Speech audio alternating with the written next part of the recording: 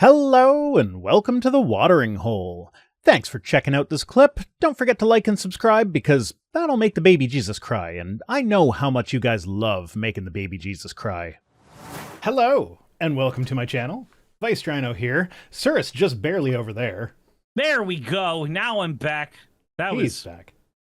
That almost didn't happen. I sang the whole first verse to Comfortably Numb at your still avatar. Because it did not nod if it could hear me. So nobody was there. That's entirely fair. Comfortably, that's Pink Floyd, right? Yes. Okay. Yes. So, fun announcement. Today's super duper overkill lighting setup is brought to you by you guys. Because my audience fucking rocks. Your lighting looks way better today, actually. Yeah, that's because I have like an Amran 150C right beside me here.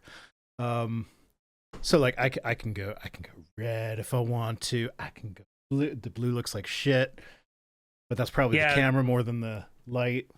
No, see, the green actually looks nice and soft on you. It does, except that's turquoise. Oh, well, I guess the only thing soft now is my penis. Yes, indeed. Yeah, I mean, like, that's nothing special. Any light, well, most lights can do colors and stuff now.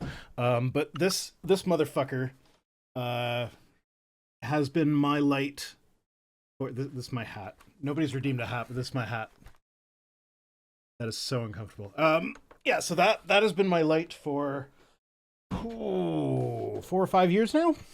Mm-hmm. And it's been doing well. It got the job done. There's the hat. Okay.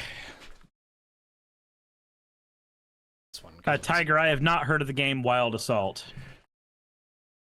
Yeah, so that light has been with me for ages.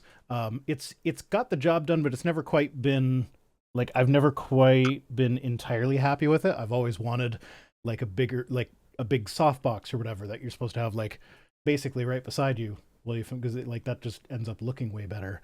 But the only problem I have with like big softbox lighting is that it gives me migraines. I could definitely see that. It is a big ass light sitting right beside my face. But yeah, I could never really justify the expense because the other light was good enough. But then it died. Like I took it apart several times and put it back together, and it just kept falling apart. Like the solder joints were coming loose, and I am shit at soldering, so it just got to a point where it's like, no, it's taking up too much of my week. I'm like, okay, I'm gonna throw it on a throne wish list and hope for the best. But if worse comes to worse, I will just buy this myself because I need a light, and it's an excuse to upgrade. And y'all motherfuckers went and bought everything for me within like 2 days. Like my video that's coming out on Friday has a clip of me being like, "Hey, can you go to Throne and buy a light for me?" Because you guys acted so quickly that like I didn't have time to remove that. I mean, I guess I could. There's still a couple things on there that I want, but yeah, the important stuff is all taken care of, and it's amazing, and I love it. And I'm not going to use this big ass light for streaming normally. This is going to be for my regular videos because it also gets really hot, and it will get really hot in here. So I don't. Yeah, whatever. You can always do what I do to solve that particular problem. Just have a Vornado slamming into you 24/7. Yeah, but that's not great for audio quality.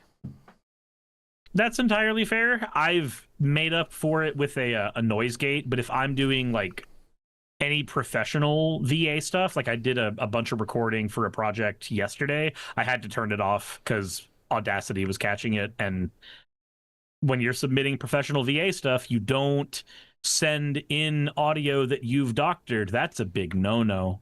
You send it in raw and let them figure it the fuck out. Yeah, because you're not an audio engineer, you're the voice talent. Correct. Oh, if it gets hot enough, will he take off all his clothes? You don't know whether or not I'm wearing pants now. Just saying. But yeah, no, I really appreciate my audience because they came for me in a pinch, and that even includes like I have C stands for lights, but they're like because they've always been fairly low. I just got the little ones that don't extend. Um, but I also like I like again, this is me kind of cheaping out. Like I could buy a $200 C stand that's proper for this, or I could buy a little adapter so I can just put it on a tripod. So I bought an $8 adapter and put it on a tripod instead of buying a $200 C stand. I say I bought. That was on the wish list too. That was the first thing to get purchased. Anyway, you guys rock. Thank you so much. All my lights are set at like 30% because they're so bright and powerful. Yeah. Anyway, so there's a lot going on this week, and I thought that we could resurrect the news items that we're not going to cover segment. Doris? Okay. You still there? Yeah.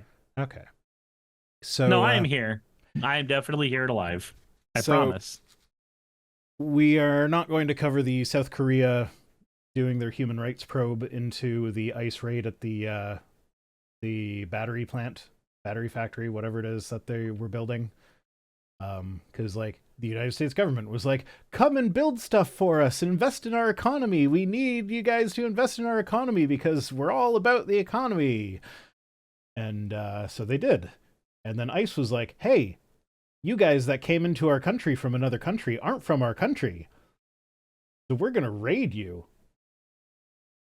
And they arrested a bunch of people. They detained a bunch of people without arresting them.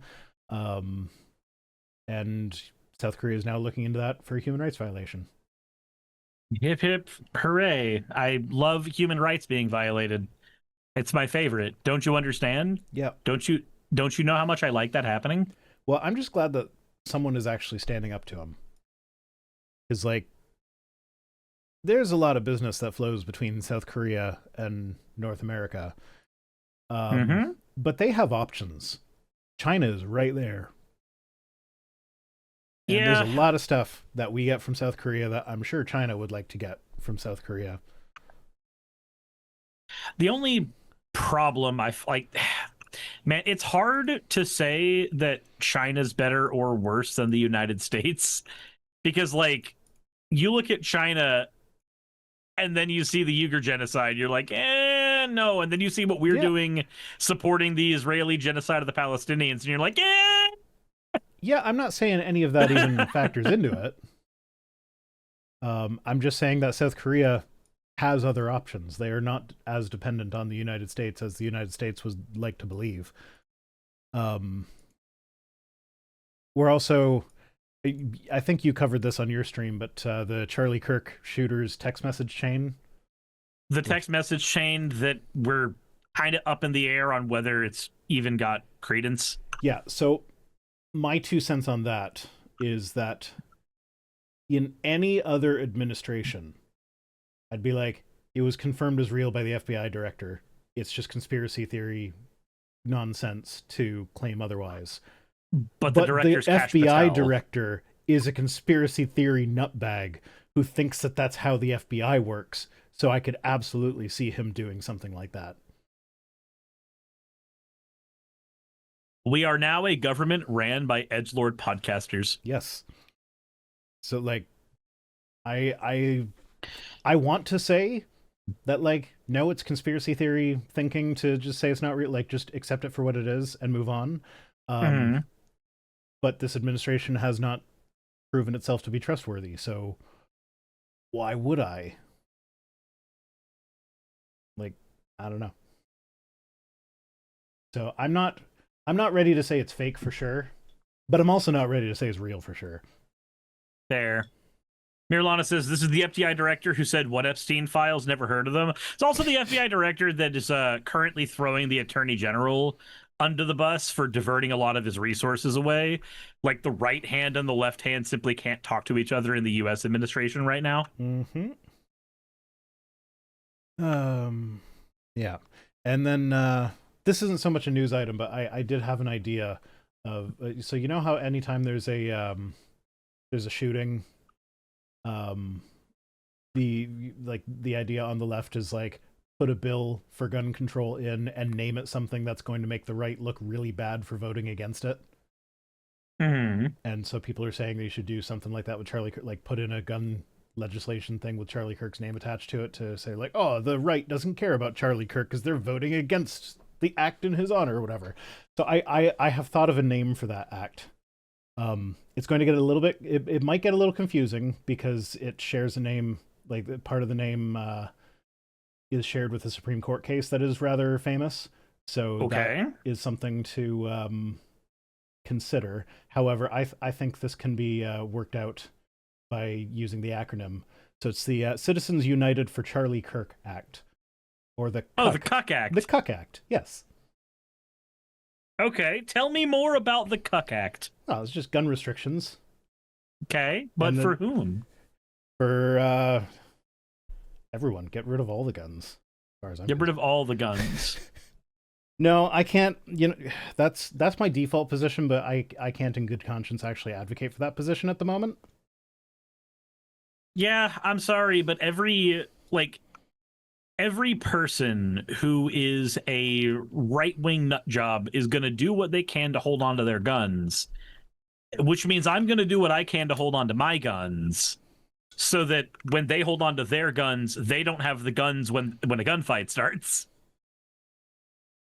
Yeah. Yeah. No, I know. I Like- get it.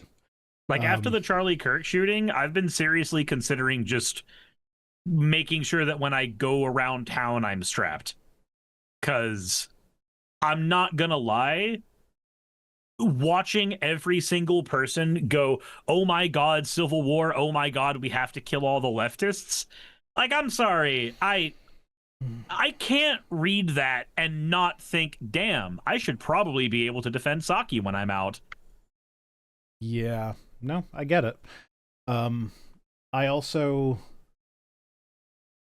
I don't want to say anything definitive about who the shooter was and like what groups they were aligned with, because the thing is the story has changed so many times from both reputable sources and not reputable sources.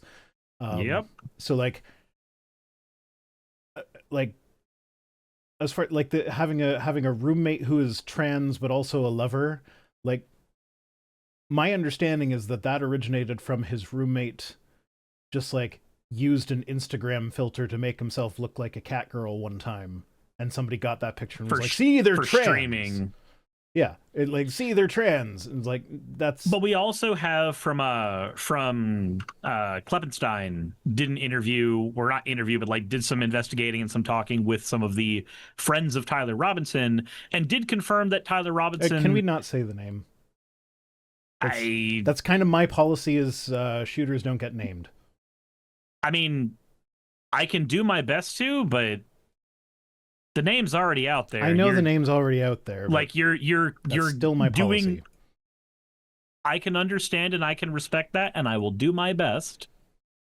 But I can also point out, just as a note of criticism, that in terms of pragmatism, it does nothing.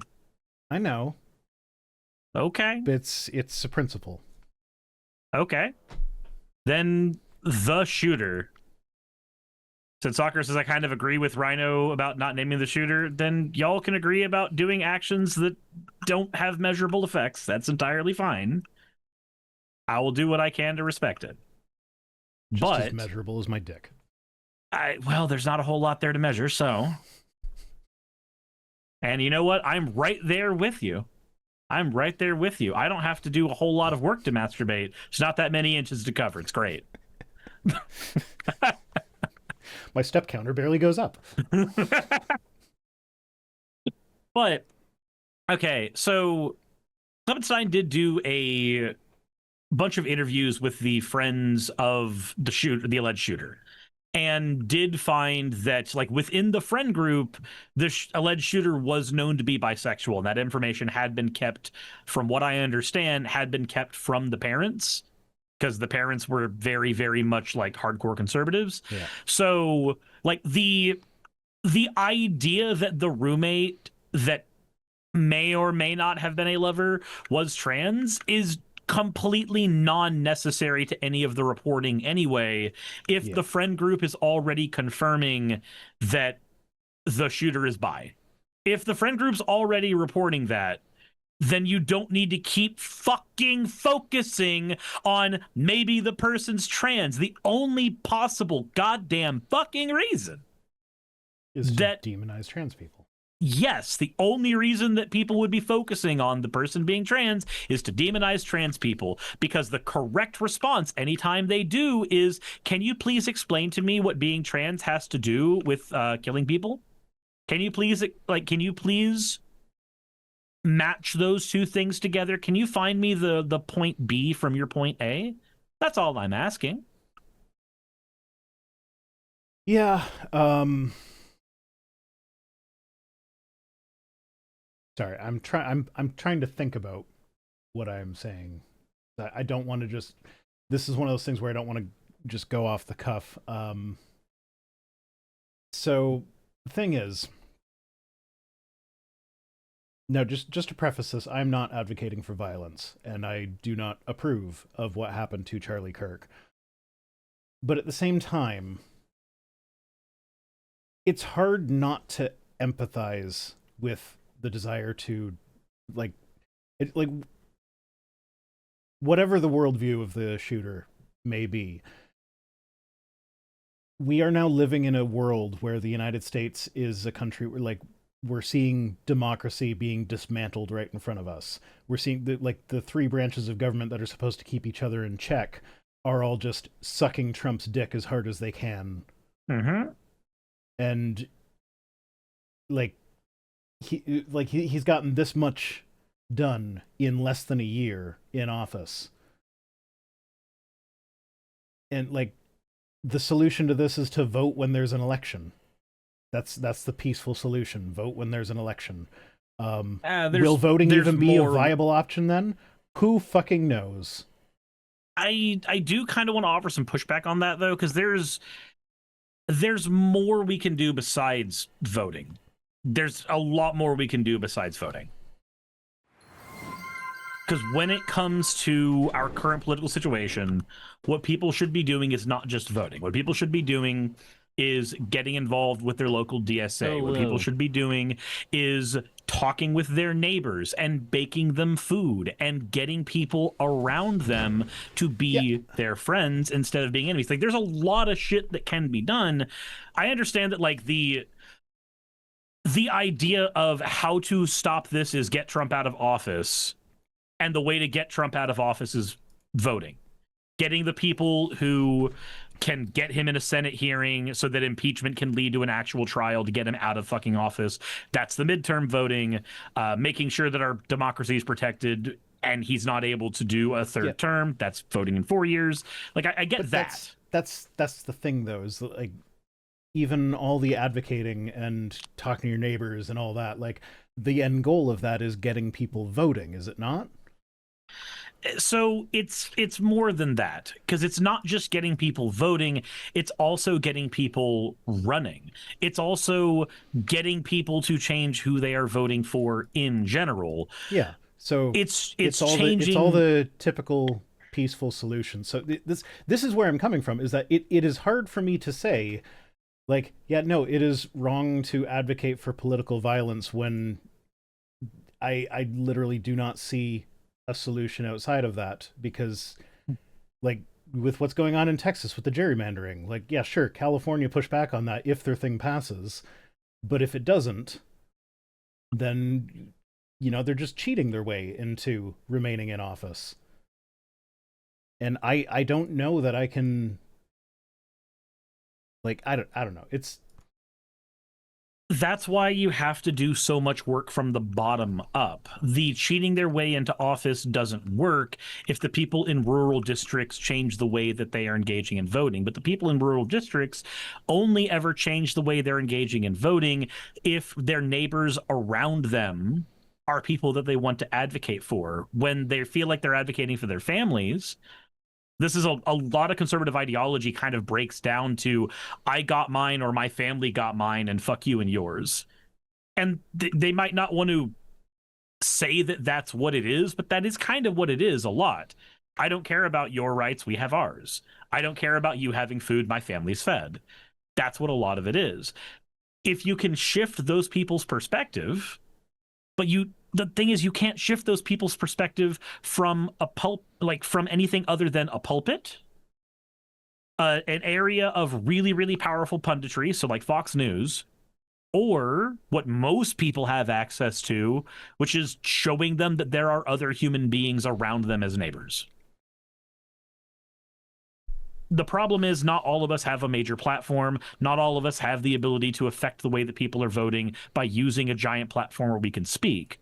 So most of us have to rely on, as sad as it is to say, humanizing ourselves to other people. That's the option that we end up having.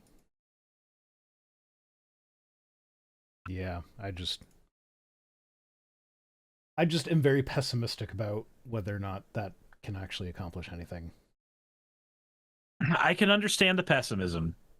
I can definitely understand the pessimism. And I'm not saying it's not coming from a legitimate place, because it definitely is. There's also the side of the conversation where no matter what action was taken in regards to the Charlie Kirk shooting, no matter even if there was not a single lefty person who had celebrated the death, we would still see the right wing saying that the death was celebrated. We would see that information fabricated. We would see that again and again and again, because that's what we've seen through the last few years. We've already seen it fabricated. Like it's one of our tweets tonight, but like, all I did is it's the first thing I've posted on Twitter in like a year. I just posted a quote of Charlie Kirk saying that his quote about how gun deaths are unacceptable cost to pay for the Second Amendment or whatever the fuck it was. That was all I did. I just quoted that, attributed it to Charlie Kirk. Someone retweeted that and called me vile and disgusting and evil for celebrating the death of Charlie Kirk. I'm like, no. I'm just quoting the guy. If you think that's vile and disgusting and evil, then why are you so hell-bent on defending him? All right, so I know there's two sides for where that's coming from. Side number one is the bad faith side, which is no matter what you said, they would have said that you're celebrating the death. They would have found some way to get that from what you said. That's the bad faith way that people operate, and we pretend that everybody always operates in good faith, and they don't. Like, that's just how the world works. People do not always operate in good faith. If they did, we would have a different society than the one that we have right now. Indeed. But the other side to that is that when you say that, there is an inference that Charlie Kirk himself would have supported his own death. And at that point, the argument is he's a victim of his own rhetoric. Now, I do believe he is a victim of his own rhetoric, but people, generally speaking, do not respond well to victim blaming. And that's what it looks like. It looks like victim blaming from a lot of different perspectives, honestly, not even just a full-on right-wing perspective. Yeah, and I mean, it is victim blaming in a sense, but it's like he was in a position where he could have potentially influenced politics in such a way where reasonable gun legislation could have been passed. You're right. And that might have saved his life. So like, but yeah, I can see how that could absolutely be considered victim blaming, but at the same time, it's like, that's the attitude that he had to literally every other shooting.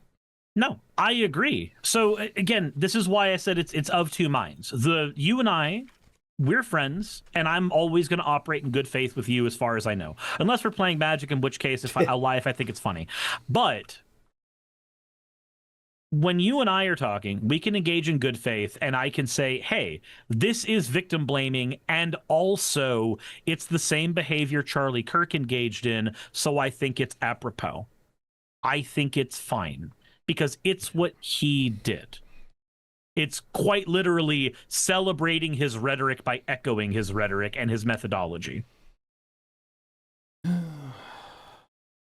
Yeah. But on the other hand, I can understand the perspective from somebody who is not so politically radicalized and feels like they are operating in good faith, and they see that and try to say that it's victim Well, blaming. the particular person that you sent me the retweets, I very much doubt that that is the case for them. Very fair.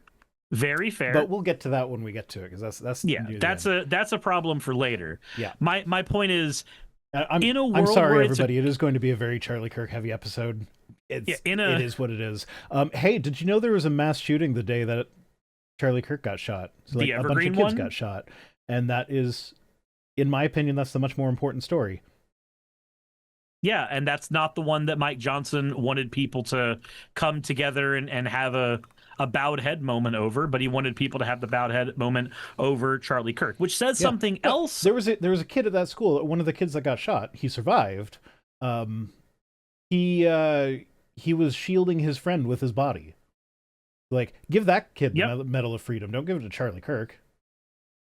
Yep, but if there is one thing about our society that I have learned over the years, which is awful, we venerate celebrities more than we venerate the future of our country. It is just how we have always operated. And it is not a good thing. It is an aspect of our culture that I wish that we did not engage in, but it is an aspect of our culture that we no less have to accept as part of what we have to engage with. Yeah. Like, whether it was Charlie Kirk or anybody else, he was a celebrity speaker. He was a known voice. The scary thing for me, though, and I don't know if this has been the case for you as well, but the thing that shocked me more in this was just how many people I thought were apolitical or political normies who came out of the woodwork to show that actually they were like avid fucking Charlie Kirk listeners, or claimed to be avid Charlie Kirk listeners, and then when you played his quotes back to them, they thought that they were out of context, even though they'd never seen those episodes. Yeah. A lot more people seem to have liked Charlie Kirk. He was a Christian nationalist, and we all know how much they love context when it comes to the Bible. Like, anytime the Bible advocates for genocide or anything, oh, but the context, though, context is key. Anyway, let's take a break from Charlie Kirk for a moment. This isn't a news item. This is okay. What do we have next? What we have next is I played Silksong since the last time we streamed. Okay. Been waiting years for this. This is by far the most important news item to cover, is the release of Silksong. So is your most important news item have to do with Gabe Newell being summoned by Congress to talk about how Steam is radicalizing users against right-wingers? No, I didn't see that. That just came out today. Okay. Sure. No, I want to talk about Silksong, damn it. We're diverting from Charlie Kirk for this. Silksong is radicalizing people against wannabe Hitler users. I mean, if smacking a bunch of bugs in the face is going to radicalize you against Hitler, then go for it. So, great game. I think when I apologies to those who watched me stream it. I will not be continuing to stream it for the same reason I've given up on streaming any game, is that when I play it in the few minutes that I have to play it in between other things happening in the house. I don't have time to set up a stream for that most of the time. So, so yeah, I'm just going to play it when I can. Sorry, Jassa. But yeah, so they've had the first update came out, and they addressed some of the issues that I had with it while I was streaming. Is that there's a lot of like just normal enemies and hazards that do double damage for no apparent reason. They made some of them not do double damage. So that was nice, and people are complaining about it. Oh, they're making it easy. Noobs just need to get good. And yeah, there is something to that, but at the same time, it's like, is it really a problem to just let people enjoy the game? Like, if remember, difficulty modes exist for a reason. Not in Silksong, they don't. Someone will mod it in. They did it with Hollow Knight, but it doesn't have a difficulty selection by default, which I kind of wish it did. Like, maybe like it doesn't have to be much. Just like maybe there's one difficulty thing where like you can turn off double damage. There is no double damage. I feel like that would make it a lot more accessible. Um, but yeah, no, it's really good game design in the sense that like the game teaches you how to play it while playing it with no text. So like a good example for that is the first time you encounter hot coals, there's an enemy that is positioned such that you cannot help but hit them into the hot coals, where they will then take damage and die. So you see, aha, hot coals they don't just damage me, they also damage the enemies. So great. And then you go a little bit further in the same room, and there's a new enemy that you've never seen before that's kind of hopping. It's a little horsey hop thing, which is absolutely fucking adorable. I don't kill those guys because they're too cute. But it's just hopping through the room. I think the cuter it is, the easier it is to kill it. Sure. But then it gets to the coals, and it keeps going on the coals, and it's like, I've already seen the coals damage enemies, but these guys aren't taking damage. You can hop on the coals. So it's like it's teaching you that like when you see this type of floor, you can actually go on it for a split second without taking damage. So it's like without having any text, it now just explained this mechanic of the game to you. So it's pretty great. Now I do want to show. So the boss fights are hit or miss. Like a lot of them seem to be like copies of bosses that were in Hollow Knight. And to make them harder, they just have them summon a bunch of enemies with them on the screen that you have to deal with. And that's more annoying than anything. So like there are a few skippable bosses that like I have skipped because I just don't feel like dealing with all those. Like I'm not dying because it's a hard boss. I'm dying because there's 15 guys on the screen and I accidentally bumped into one. But then there are others that are really, really good. And one that I want to say is these guys made me sad. Like after they have no story behind them. They're just there. But like the boss fight itself is the story, and it hits hard. So like it's these two guys. You see how they're kind of embracing each other? Yeah. In a loving embrace. So the whole thing, these are dancers. And the whole fight is them dancing around you. And like it starts off slow, and then it gets fast, then it gets faster, and they're in sync the whole time until the third wave or third whatever it's called. Phase, that's the one. So the third phase, then they're out of sync and fast, and it's harder to dodge there. But then when you kill one of them, but you know what? I brought a video. I'm just going to show you. So that's the third phase.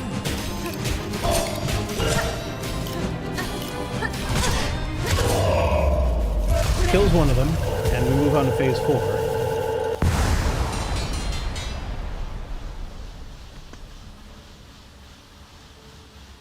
It takes a while.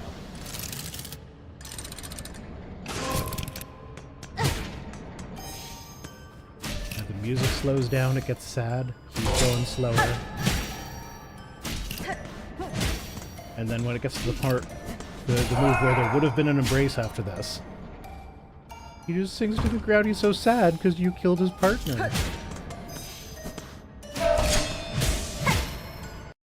It's so sad. No. Anyway, so yeah, that made me sad. Shout out to Mythic and Sandy for that clip. I was not recording when I went through that fight. I am going to put the YouTube channel in the chat. So feel free to go give them a shout out. I am not going to vouch for any of their potential political views. I do not know anything about this person. I just know that they have 20 subscribers, and it was the only video of that boss fight that was in high quality when I was looking for it. So go give them a sub. Rabo says I need this game. I need to finish the first game still. Still like 3 hours in. Yep. That's okay. Silksong is so much bigger than Hollow Knight though. Like I think I'm at 40 hours, somewhere around there now. And I feel like I'm about midway through Act 2. And I assume there's 3 acts. Huh. Fair. So it's a big game. It's kind of a big deal. The Killer Rabbit of Caer Banog. I don't know what that's with reference to at the moment, but I do know that reference. Geargasm said it felt way shorter. Silksong? I feel like Act 1 felt like the whole of Hollow Knight. But yeah, I know the Killer Rabbit of Caer Banog is Monty Python. I don't know why they were referencing Monty Python. I just saw the Monty Python reference, so I had to read it. 40 Hours hasn't only been out for a couple days. It's been out since the 4th. It's way funnier to think that you spent 40 hours in 2 days, though. Yeah, no, I have a family and a job. You abandoned both for Silksong, and that's way funnier. Oh, apparently. It's a good game. Highly recommend it. Play through Hollow Knight first if you haven't played. Like, it'll make sense without Hollow Knight. Like, there aren't really references to Hollow Knight in it. Like, there are a few, but if you don't miss them, it's nothing critical. Yeah,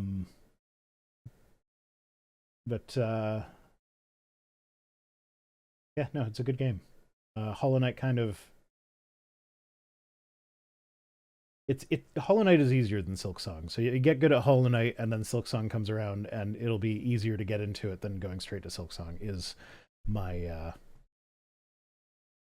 that is my opinion. And I've seen... All the speedrunners have been like, oh, I'm so glad they made this harder. And this... Because, like, if you learned how to pogo in Hollow Knight, it was kind of an easy game after that. I'm like...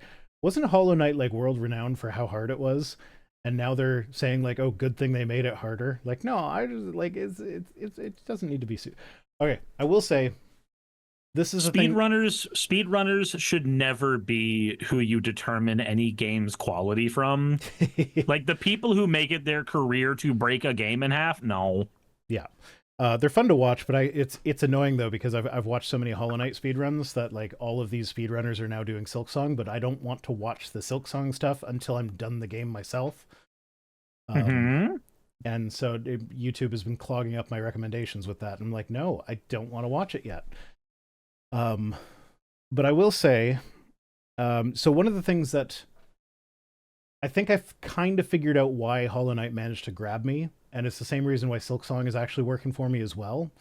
And it's because the difficulty is such that, like,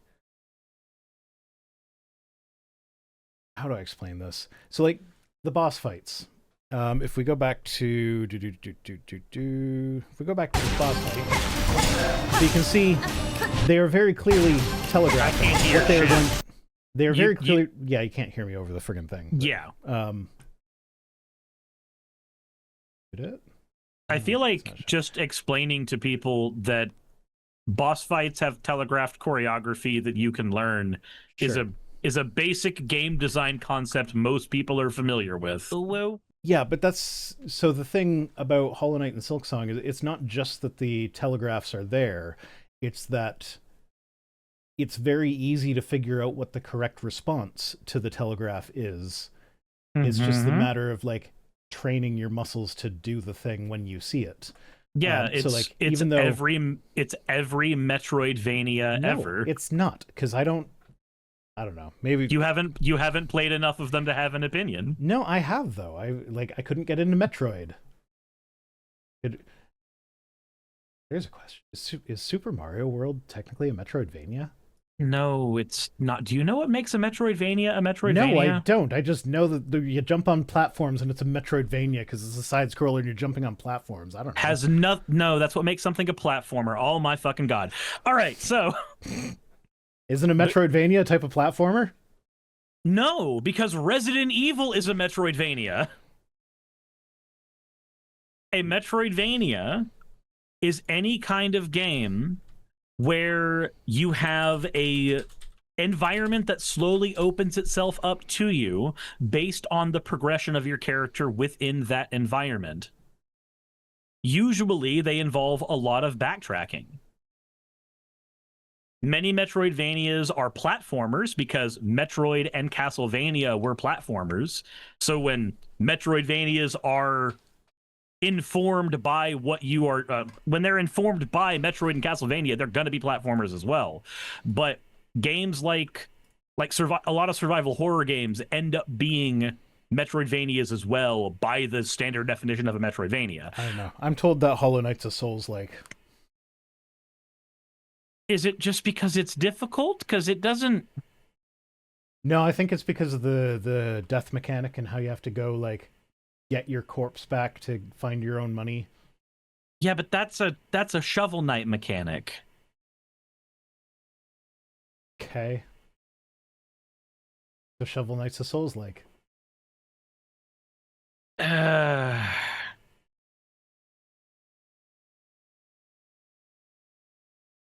Is a Metroidvania is a game where upgrades build off one another to open up your environment.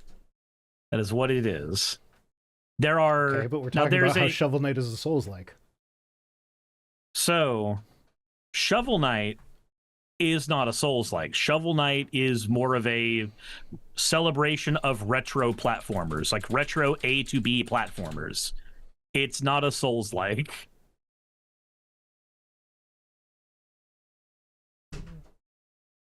Mirlana says it's Shovels-like. No, it's an action-adventure platformer. That's what it is. Because it's celebrating NES games, which were mostly action-adventure platformers. Okay. So, Trump has announced that Antifa is a terrorist organization. Apparently, so again, if you don't like fascism, that you're a terrorist for that. Apparently so. Cricket Flim says, "Cirrus being a game nerd is so peak." Look, I like video games. Okay. I know, and I like breaking definitions by being overly technical or whatever. So by the definition that I'm familiar with for Souls-like, Shovel Knight is a Souls-like. All right, you're not being overly technical. You're not being overly technical. You're being overly autistic. Same thing? Yes, actually. Unironically, yes. Sean says, but Metroid didn't do that first. It was Zelda. So Zelda's the OG Metroidvania. Zelda didn't start off by doing that either. Yeah, no, the original Zeldas were kind of linear, weren't they? The original Zelda was full open world. Like it was one of the earliest examples of an open world adventure game. Okay. Also, no, Sean Helfin, I disagree. Zelda's not the kind of game that does that, because the difference between Zelda games, if you're talking about Link to the Past style Zelda games, their hallmark is individual dungeons that you go through in a linear progression. That is the hallmark of that style of Zelda. The Zelda that is Link to the Past, the Zelda that then became Ocarina of Time, the Zelda that then became Wind Waker and Twilight Princess. That is what that is. A Metroidvania, on the other hand, typically has a segmented but more open world environment where your power-ups or your keys or whatever you have that is building up on your character is opening up areas constantly. So, just like Fallout New Vegas. That's just an open world RPG. That's just an open world RPG. No, it's a platformer. It's actually the furthest thing from a goddamn platformer you can get. There are platforms you can jump on. Turok 2 is not a platformer. Anyway, Jesus Christ. So no, I disagree that those conventions are Zelda conventions, because Zelda, that style of Zelda game, prides itself more on linearity and getting a single power-up in a dungeon that allows you to do that dungeon. Metroidvanias, on the other hand, have segmented areas, but they are not segmented the way that dungeons are. They're more like to be broken. If you can get into a room before you can actually, okay, this is one of my complaints with Silksong, is that I was so proud of myself for managing to skip up to a place where you clearly need to get to the double jump before you can get up there, and then when I got up there was another double jump requirement right away because they knew that if they put that enemy there, people would be pogoing off it to get up there. So they're like, no, we can't let them up here before they actually have it. So it's like, fuck, I worked that hard to get in there. Anyway, so yeah, I did a skip and then failed. You know what game you would enjoy after you're done like breaking Silksong in half? Probably not whatever one you're about to recommend. I was going to say Shantae and the Pirate's Curse. Never heard of it. It's a Metroidvania game, a 2D open platformer like Hollow Knight is. Okay. But there's so many games that have been recommended to me because it's like Hollow Knight, and everybody who loves Hollow Knight loves these games, and then I will play it and be like, eh. Okay. And they're not me. So, yeah. Okay. They can be wrong. I can be right. I'll just be arrogant. If you're allowed to dial up the autism, I will dial up the arrogance. We are going to see exactly how far we can push these personas. We do have to get to the news items eventually. You're the one that diverted us on this path. You think this is my persona? No, this is just me. Oh, no. My so persona here's the is thing. in front of the camera for my Friday videos. So here's the thing. When we get on camera, I know for a fact that the people that we are like at a 7 out of 10. And then once we get on these cameras, the people that we are goes up to at least an 8 out of 10. We dial up our personalities just a small notch. I don't. This is just me.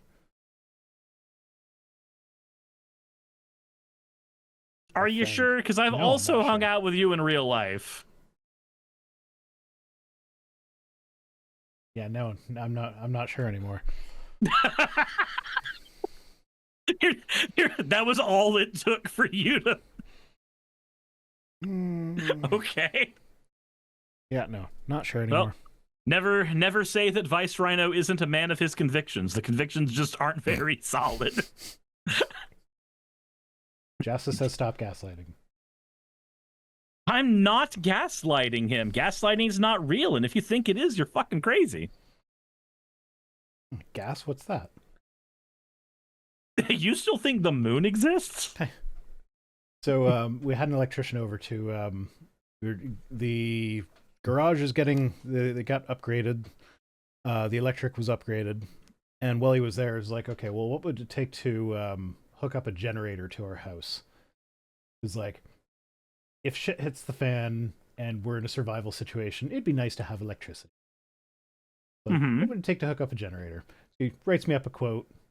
And of course, being an electrician, instead of just like, hey, here's a thing that you plug a generator into that you just buy at Costco or whatever. He was like, oh, no, we're installing a natural gas powered generator that will turn on automatically as soon as the power goes out, and you won't even notice that the power did go out. It's going to be $18,000. You're like, okay. But what if I just want to plug in a gasoline generator and run my fridge off of that? Like, oh, that'll be like $600. Well, no, the quote for that one was like 6,000, but I guess like, why wouldn't you just buy a gasoline generator and put it next to your house?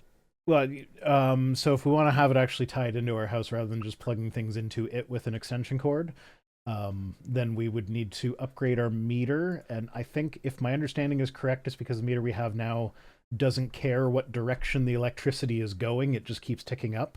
So if we start generating our own electricity, we then pay for that as though that was electricity that we used. Ultrafine Point for 500 bits says, was the electrician IBEW? I don't know. Is that a certification or is that a company? Because if it's a company, no. If it's a certification, I don't fucking know. Is that a Blue Eyes White Dragon? Like, what the fuck does that mean? I don't know. IBEW is union, I think. I don't know. Probably not the same union as in Canada.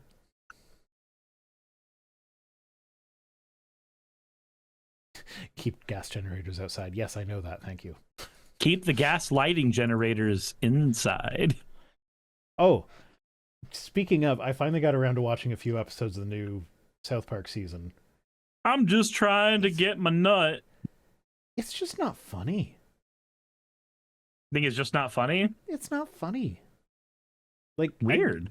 I mean, I feel like they're just trying to say the most shocking thing possible and then just rely on that to carry the show. Like it's not like I did get a kick out of the Cartman and what's his face Cartman and suicide murder Clyde. suicide Oh, murder Cartman thing. and yeah, the one where Cartman and Butters. Yeah. Like that one did get a couple chuckles out of us, but for the most part it was just like this is dumb. Cotton, thank you for redeeming your points, friend. Oh well. I don't know. My take on it has been I think the political commentary is really funny. It's more on the nose than anything, but South Park's kind of always been more on the nose about Yeah. what it's criticizing. Yeah, I don't it's just I don't know. It's like I see what they're driving at, but it's just like I just didn't find it funny. It wasn't like it didn't make me laugh. Now there's one thing that like I'm gonna use my expert comedian chops here. Y'all know I'm the funniest person on the planet. Haha. The Make me Kristi laugh, Noem thing laugh, with man. her shooting all the dogs. Mm-hmm.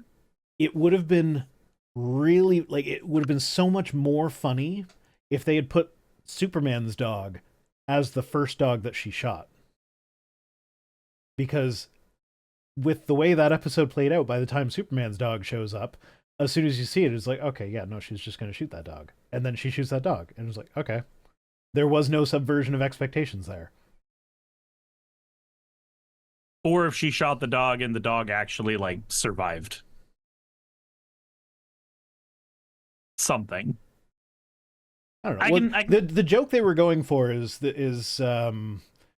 what's his face and the school counselor and the kid were like, oh, this isn't us, we need to get out of here. Oh, who's going to help us get out of here? And then Superdog shows up, and it's like, and so they're like, oh yeah, Superdog, maybe this is going to be commentary on the Superman movie that came out already. Oh no, Kristi Noem shot it. Like, yeah, but she's shot so many dogs at this point that you already know that's going to happen as soon as you see that as a dog. So there was no subversion of expectations. It's just that is exactly what I thought was going to happen. just shock jock humor. Yeah. And I can see that perspective. I found the dog shooting thing to be more absurd than anything. Like when I was doing my review of the episode, I thought it was funny because of how absurd it was. Yeah. It stopped trying to be shocking by about the second dog, and it started just leaning into absurdist humor. But the thing is, like, I very much like the lol so random absurdist humor. That shit's been right up my alley for years. So I think that one might just come down to what we both differently laugh at. Sure. Maybe I'm just weird here because I'm also of the disposition where like I don't share any of my creative works with people that I know in real life. That's fair. But my Like I still feel uncomfortable when I realize that my father watches some of my videos. Like I can understand that. I can definitely understand that. I hope he At the never same watches my time, streams. at the same time, like I know that my mom watches some of the videos on my channel. My without me actively advertising my Magic channel, I know for a fact that my Magic channel gets advertised to the people in my card shop because it's more than once somebody has looked at my playmat and gone, I recognize that character. Wait a minute. like it's happened a few times now, and Hi, it's because Cersei's mom. I don't talk about his penis very often. it's because the algorithm keeps on recommending my Magic the Gathering content to the people who play Magic around me, which is good news. Like that's undoubtedly a good thing for me. That means the algorithm's doing right by me for once. Yeah, no. Algorithm's fucking me over. Oh, it's like, fucking me on my main channel. So I know that September is always a dip for creators. But there is something happening here behind the scenes that is making the dip worse. And like there's and anytime this happens, there's always a flurry of creators who are like, "Oh, it's the end of the world," and then there's a flurry of other creators that are just like, "Get good, loser." Um, but like it's a mixture of things. Like I recognize my channel has not been growing as much as I want it to for a while now. The growth has slowed, so like there is something that I am doing wrong that is not making me as appealing to people or whatever. But whatever YouTube did has just fucked it up even more. Now I think it's so there's so many different hypotheses. I don't think restricted mode has anything to do with it because nobody even uses that anyway. The thing that makes the most sense to me is that YouTube is no longer counting views that use an ad blocker. There was Linus Tech Tips, their short circuit tech news thing. They covered this today, where like YouTube claims that they're not counting ad blocker things, but the only like if you separate your views out by platform, only people on PCs where ad blockers would be used are like those are the only places where the views are being affected. And also like it doesn't seem to be like the raw view count doesn't seem to be affecting income. Even though the views are down, the income is like my income's a little bit down, but it's not as down as I would expect based on how far down the views have gone. So if they're just not counting ad block views anymore, that makes sense. Why they Patreon's been the one that's been weird for me. Okay. My Patreon revenue went down by $550. Did you forget to charge something?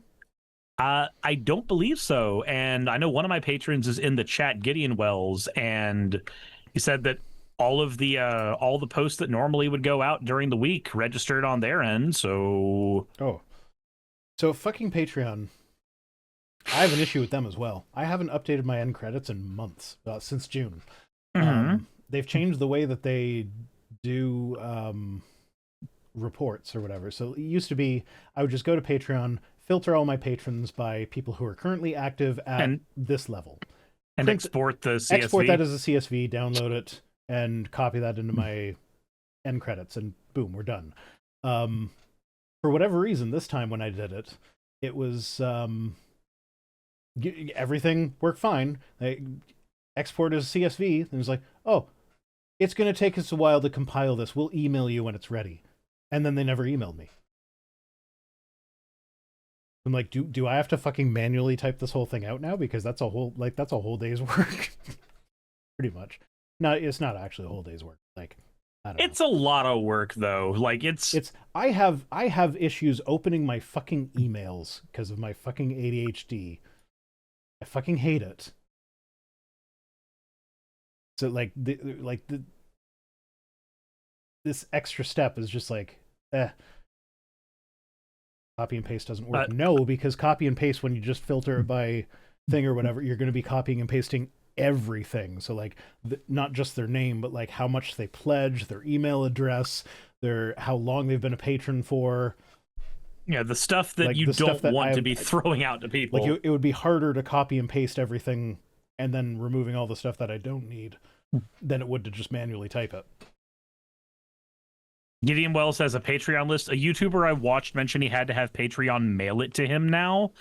That's so fucking stupid. You know, there used to be a service called Patronizer. It's what I used to use.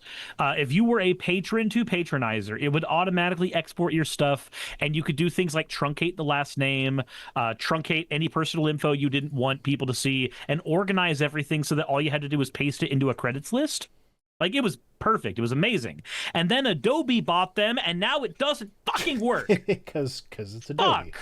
They break everything they touch. Yeah, a program that can't automatically export a CSV list is seriously... Well, that's the thing. They can still export it. Just now, instead of downloading it directly, they email it to you. Except they haven't emailed me yet, and I requested it like a week ago. It shouldn't take a week to generate a CSV. No, And no, it also, shouldn't. I have one patron that has a special character in their name that like I have to do things differently just for this one patron. It's like if you know who you are, I think maybe. I love you. You've been my patron for a long time. But like I have things I have procedures in place specifically for this one guy to make sure their name is correct. Anyway, Sidebar, I am witnessing something very odd. we're already like 3 sidebars deep, man. Yeah, we are 3 sidebars deep. I figured we're already off the beaten path. We might as well go to Wendy's. Okay. Fuck. So, all right, do you know what World of Warcraft is? Do you know what hardcore World of Warcraft is? And no, not the porn. Fine. I won't make the obvious joke. Yes, it's the one where like if you die, your character's just gone forever, right?